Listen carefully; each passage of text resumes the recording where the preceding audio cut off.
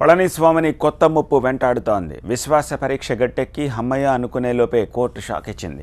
బలపరీక్ష జరిగిన తీరుపై సీఎం పళనిస్వామితో పాటు స్పీకర్, అసెంబ్లీ కార్యదర్శికి నోటీసులు జారీ చేసింది. అంతేకాదు ఆ రోజు వీడియో ఫుటేజ్ని సమర్పించాలని న్యాయస్థానం ఆదేశించడంతో పళని ప్రభుత్వం డిఫెన్స్లో పడింది.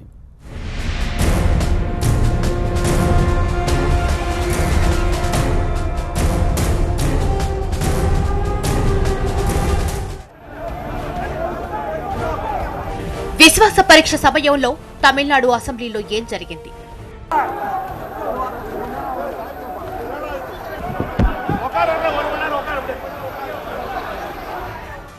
విశ్వాస పరీక్ష ప్రజాస్వామ్యబద్ధంగా జరగలేదా?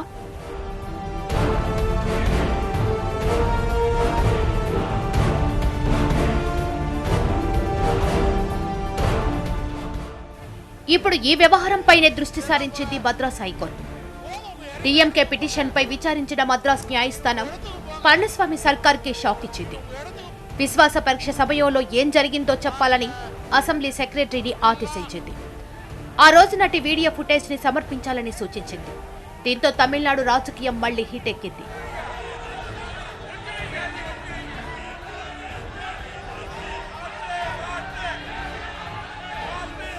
అసెంబ్లీలో జరిగిన బల పరీక్ష సందర్భంగా చోటు చేసుకున్న పరిణామాలపై DMK working president Stalin Madras హైకోర్టులో పిటిషన్ దాఖలు చేశారు.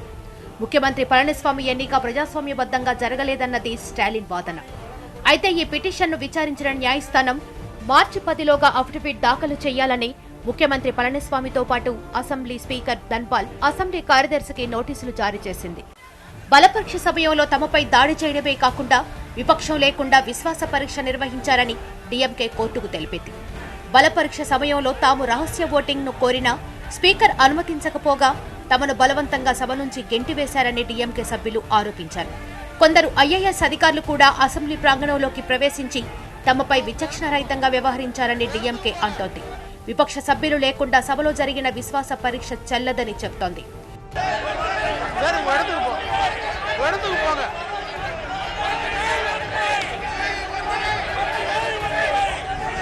ఈ వ్యవహారంపై ఇప్పటికే రాష్ట్ర వ్యాప్తంగా ఆందోళనలు చేపట్టిన స్టాలిన్ రాష్ట్రపతి, గవర్నర్లను కలిసి ఫిర్యాదు కూడా చేశారు.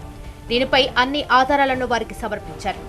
అయితే ఈ వ్యవహారం కోర్టు పరిధిలో ఉన్నందున గవర్నర్ జోక్యం చేసుకోవడం లేదని తెలిసింది. ఆనాటి పరిణామాలపై గవర్నర్ కూడా రాష్ట్రపతికి ఓ నివేదికను పంపించారు.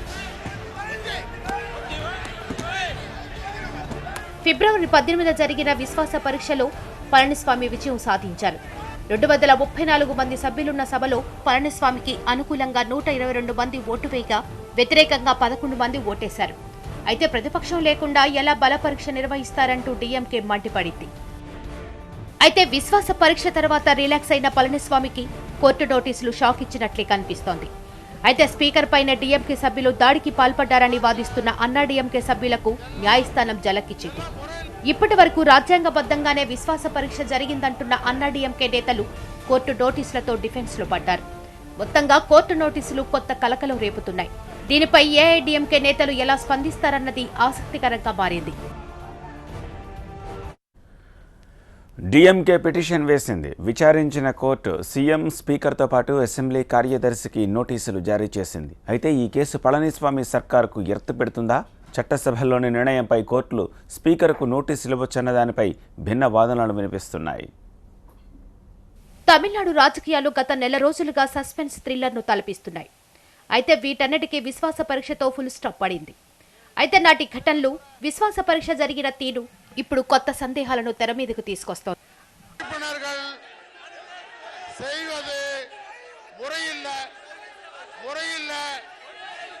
అసెంబ్లీలో స్పీకర్ నిర్ణయమే ఫైనల్ అన్న వాదన ఇలాంటి సమయంలో తరచూ వినిపిస్తోంది. అటు న్యాయస్థానాలు సైతం ఇలాంటి విషయాల్లో పెద్దగా జోక్యం చేసుకుంది లేదు. అయితే ఇప్పుడు డీఎంకే పిటిషన్పై విచారించిన న్యాయస్థానం సీఎం, స్పీకర్, అసెంబ్లీ కార్యదర్శికి నోటీసులు జారీ చేసింది. అయితే దీనిపైనే భిన్న వాదనలు వినిపిస్తున్నాయి. చెన్నైలో జరుగుతున్న అసెంబ్లీలో జరుగుతున్న కార్యక్రమాలు, అసెంబ్లీకి కానీ, స్పీకర్కి కానీ, సెక్రటరీకి కానీ, హోమ్ మినిస్ట్రీకి కానీ కోర్టు నుంచి వచ్చిన నోటీసులు, వీటన్నిటిని మనం తీసుకుంటే చాలామందికి, ప్రతి పౌరుడి మనసులో ఇవాళ బెదులుతున్న విషయం ఏంటంటే అసలు సభ లోపల జరుగుతున్న కార్యక్రమాలకి కోర్టు హక్కు ఏంటి? కోర్టులు నోటీసులు ఇవ్వగలుగుతాయా? కోర్టులు దాన్ని ఎలా కంట్రోల్ చేయగలుగుతాయి? లక్ష్మణ రేఖ రాసుకున్నారు కదా, కోర్టులు వాళ్ళ పరిధి, వీళ్ళు చట్టసభలు వాళ్ళ పరిధులు మించి మాట్లాడటానికి వీల్లేదని చెప్పి ఉన్నాయి కదా. మరి ఇటువంటి పరిస్థితుల్లో ఈ రకంగా చేయవచ్చా అనేది వాటి మీద కూడా చాలా ధర్మమీమాంస నడుస్తుంది. అయితే ప్రజాస్వామ్య దేశంలో రాజ్యాంగమే ఫైనల్ అంటున్నారు న్యాయ నిపుణులు. చట్టసభలు, న్యాయ వ్యవస్థకు లక్ష్మణ రేఖ ఉన్నా అవన్నీ రాజ్యాంగానికి లోబడి ఉండాల్సిందేనంటున్నారు. అయితే ఈ వ్యవస్థలు తమ పరిధి దాటితే మాత్రం కోర్టులు జోక్యం చేసుకుంటాయంటున్నారు న్యాయ నిపుణులు. రూల్స్ ఫ్రేమ్ చేసుకున్నాము, మా రూల్స్ ప్రకారం మేమే ఉంటాము, మా రూల్స్ ఫ్రేమ్ చేసుకున్నాము, మేమే ఉంటామంటే రూల్స్ అనే వాటిని నువ్వు పాటిస్తావా లేదా అనేది ఇక్కడ ఎవడికి గ్యారంటీ ఉంది? నువ్వు ఒక రకంగా పాటించి ఇంకో రకంగా బిహేవ్ చేయకూడదని ఎక్కడ ఉంది? కాబట్టి ఖచ్చితంగా కోర్టులు ఎప్పుడైతే నీ పరిధి దాటి నువ్వు ప్రవర్తించావో ఖచ్చితంగా కోర్టులకు ఇంటర్ఫీర్ అయ్యే అధికారం ఉంటుంది. అయితే తమిళనాడు అసెంబ్లీలో జరిగిన విశ్వాస పరీక్షపై కోర్టులు జోక్యం చేసుకుంటాయన్న వాదన కూడా వినిపిస్తోంది. ముఖ్యంగా డివిజన్కు అవకాశం ఇవ్వకుండా విపక్ష ఎమ్మెల్యేలను గెంటేసి ఓటింగ్ నిర్వహించడాన్ని ప్రశ్నించే అధికారం కోర్టులకు ఉంటాయని, ఇలాంటి చాలా సందర్భాల్లో న్యాయస్థానాలు జోక్యం చేసుకున్నాయని చెప్తున్నారు. రూల్ ఆఫ్ లాను మెయింటైన్ చేయకుండా, లోపల ఏం జరుగుతుందో తెలియకుండా బయట ఉన్న వాళ్ళని అపోజిషన్ని, మనకి డెమోక్రసీ అంటే ఏంటి? ఖచ్చితంగా డివిజను, ఎవరికి వాళ్ళు నిలబడి ఏ గ్రూపులుగా ఆ గ్రూపుల లోపల కూడా బయట ప్రజలు, లోపల ఎమ్మెల్యేలు డివైడ్ అయ్యి ఎవరికి వాళ్ళు ఓటేసే ఆ ఓటేసే హక్కు లేకుండా నేను గెలిచిపోయానని చెప్పేసి స్పీకర్ మీ వాడు, సెక్రటరీ మీ వాడు, మినిస్ట్రీ మీది, హోమ్ మినిస్ట్రీ మీది, పోలీసులు మీ వాళ్ళు అని చెప్పి అందరినీ బయటపారేస్తే ఈ సభల్లో స్పీకర్లు కానీ వీళ్ళందరూ కానీ ఇటువంటి దుర్మార్గాలు చేసినప్పుడు ఖచ్చితంగా కోర్టులు ఇంటర్ఫియర్ అవ్వాలి. దీంతో ఈ కేసుతో పళని సర్కారుకు ఇబ్బందులు తప్పవన్న వాదన కూడా వినిపిస్తోంది. ఒకవేళ స్పీకర్ నిర్ణయాన్ని కోర్టు కొట్టేస్తే ఆ పరిణామాలతో పళనిస్వామికి కష్టాలు తప్పవు. అయితే ఈ కేసు ఇక్కడితో ఆగిపోదని స్పష్టంగా తెలుస్తోంది.